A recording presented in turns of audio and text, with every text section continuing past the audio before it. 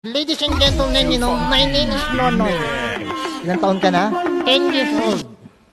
Ano gusto mong maging? 11 years old. Hindi, ibig sabihin, ano gusto mong maging paglaki mo? O, tag nalaki na ako. Ano gusto mong maging? Gusto ko naging sundalo. Sundalo? Bakit? Ngayon pa? Bakit? Ang sundalo pinapatay ng kalaban. O sige, gusto ko na lang naging kaladan. I think you have to think of other career naman eh. Halimbawa. Halimbawa, pag malaki ka na, pwede kang maging magsasaka. Ha? Ako nagsasaka? Bakit? Ayoko maging nagsasaka. Ayoko. Uy, huwag mong gaganyanin na magsasaka ha. Bakit? Importante sa buhay natin na magsasaka. Bakit to? Alam mo ba yung kinakain mong kanin? Galing sa pawis nila yon. Yak. Ang ibig sabihin, pinaghihirapan nila yun.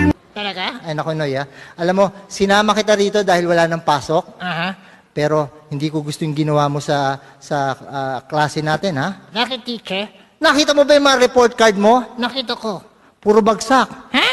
Naku, pinakita mo ba sa nanay mo? Siyempre. Meron nga siya sinabi sa akin eh.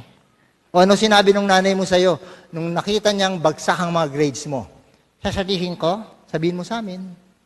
pati bad words. Huwag mo na isama yung bad words. Wala siyang sinabi. Ang mahirap sa inyong magkakaklase, bakit ganyan kayo? Bakit to? Sa basketball, ang gagaling nyo. Pagdating sa exam, puro kay palpak. Teacher, common sense lang eh. Anong common sense? Sa basketball, okay ang teamwork. Sa test, hindi. Hindi na ibig sabihin eh. Kasi ikaw hindi ka nag-aaral eh. Bakit to? Lagi kitang nahuhuli, nangungopya ka. Ha?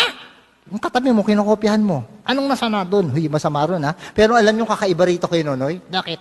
Ang kinokopyahan niya, yung pang pinakabobo sa klase namin. Teacher, okay lang na strategy ako eh. Ano yung strategy mo? Pag sinulat niya true, susulat ko false.